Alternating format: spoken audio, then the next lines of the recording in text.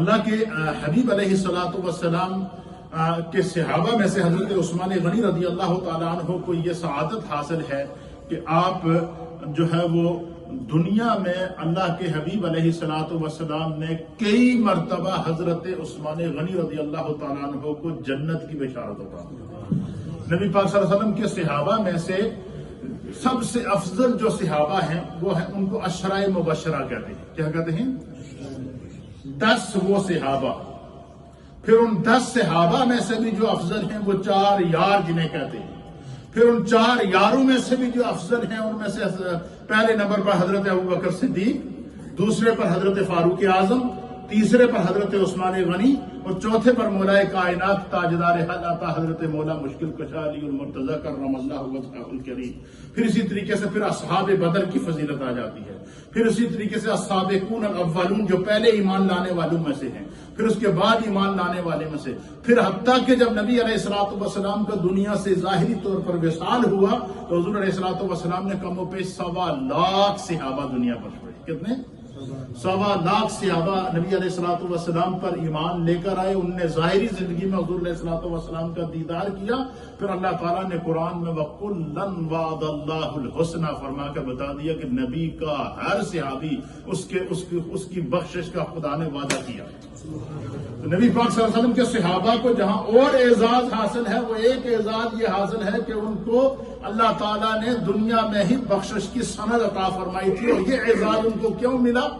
قرب مصطفیٰ کی وجہ سے، اطاعت رسول کی وجہ سے، عشق رسول کی وجہ سے اور دین پر استقامت کی وجہ سے ان کو اللہ تعالیٰ نے کائنات کے لیے ایگزامپل بنا دیا۔ تو حضرت عثمان غنی رضی اللہ تعالیٰ عنہ ان صحابہ میں سے تھے جنہیں نبی علیہ الصلوۃ والسلام نے دنیا میں جنت کی بشارت عطا فرمائی تھی۔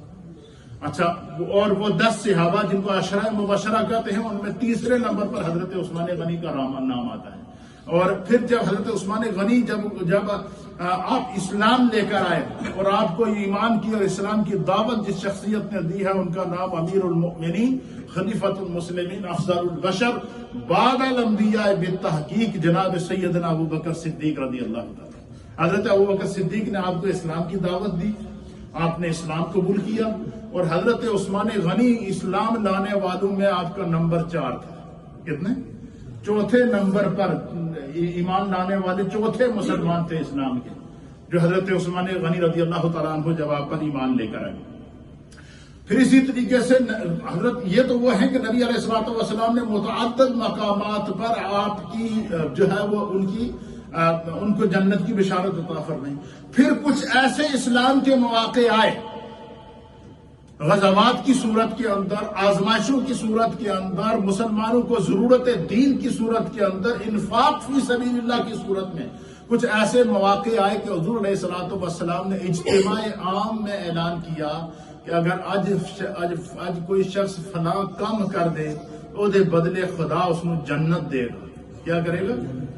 اور حضرت عثمان غنی رضی اللہ تعالیٰ عنہ کی زندگی میں 2 مرتبہ ایسا موقع آیا تو حضور نبی علیہ الصلوۃ والسلام نے فرمایا کہ آج اگر کسی کو جنت چاہیے تو وہ یہ کام کر لے، تو سب سے پہلے حضرت عثمان غنی رضی اللہ تعالیٰ۔ تو مفسرین نے لکھا کہ حضرت عثمان غنی کو اللہ کی طرف سے بھی رضی اللہ عنہ کا اعزاز ملا، اللہ کی طرف سے بھی رضا کا اعزاز ملا، حضرت عثمان غنی کا مصطفیٰ کریم صلی اللہ تعالیٰ علیہ وآلہ وسلم کی طرف سے بھی رضا اور جنت کا انعام ملا، اور حضرت عثمان غنی نبی پاک صلی اللہ علیہ وسلم کے صحابہ میں سے ان کو یہ اعزاز بھی نصیب ہوا کہ انہوں نے اپنی جنت کو خریدا ہے۔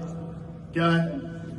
اپنی جنت کو خریدا۔ اس کی میں چند مثالیں آپ کے سامنے پیش کروں گا۔ جب حضور نبی علیہ الصلوۃ والسلام ہجرت کر کے مکہ سے مدینہ پہنچے اور حضرت عثمان غنی رضی اللہ تعالیٰ عنہ کو صاحب الہجرتین بھی کہتے ہیں۔ باقی صحابہ میں سے بعض صحابہ وہ ہیں کہ جن کو جب نبی علیہ السلام مکہ سے ہجرت کر کے مدینہ چلے گئے تو صحابہ اکرام بھی وہ ہجرت کر کے مدینہ چلے گئے، لیکن حضرت عثمان غنی رضی اللہ تعالیٰ عنہ نے 2 ہجرتیں کی۔ پہلی ہجرت جب آپ ایمان لے کر آئے اور کفار کے ظلم و ستم سے جو ہے وہ آپ کو اذیتیں پہنچائی گئی تو اللہ کے حبیب علیہ الصلوۃ والسلام نے آپ نے فرمایا کہ میری بیٹی کو لے کر تم ہجرت کر کے چلے جاؤ، تو آپ نے مکہ سے پہلی ہجرت حبشہ کی طرف کی۔ کیا کی؟ حبشہ کی طرف ہجرت کر کے گئے۔ کچھ عرصہ حبشہ میں رہے، پھر آپ واپس مکہ آئے۔ جب مکہ پہنچے تو پتہ چلا جی ان کو کہ حضور علیہ الصلوۃ والسلام تو ہجرت کر کے مدینہ تشریف لے گئے، تو آپ نے پھر مکہ سے دوسری ہجرت مدینہ کی طرف کی۔ تو آپ کو صاحب الہجرتین کہتے ہیں۔ حضرت عثمان غنی رضی اللہ تعالیٰ عنہ کو 2 ہجرتیں کرنے کا اعزاز حاصل ہے، اور نبی علیہ الصلوۃ والسلام نے فرمایا کہ جس شخص کو اسلام کی خاطر ہجرت کی سعادت نصیب ہو جائے تو حضور نے فرمایا کہ یہ جو ہجرت ہوتا ہے، مائگریٹ ہونا، ہجرت کرنا، ایک جگہ سے دوسری جگہ منتقل ہونا، دین کے لیے اپنے وطن کو چھوڑ دینا، کاروبار کو چھوڑ دینا، خاندان کو چھوڑ دینا، حضرت عثمان غنی کو یہ 2 ہجرتیں کرنی پڑی۔ حضور علیہ السلام نے فرمایا کہ جو بندہ دین کے لیے ہجرت کرتا ہے اللہ تعالیٰ اس کے پچھلے سارے گناہ معاف کر دیتے ہیں۔ حضرت عثمان غنی نے 1 دفعہ نہیں 2 دفعہ ہجرت کی۔ پھر اسی طریقے سے جب نبی علیہ الصلوۃ والسلام نے مسجد نبوی شریف کی تعمیر کی، اور مسجد نبوی شریف میں جب مدینہ طیبہ کے اندر صحابہ اکرام کا اجتماع بڑھنا شروع ہو گیا، تو مسجد نبوی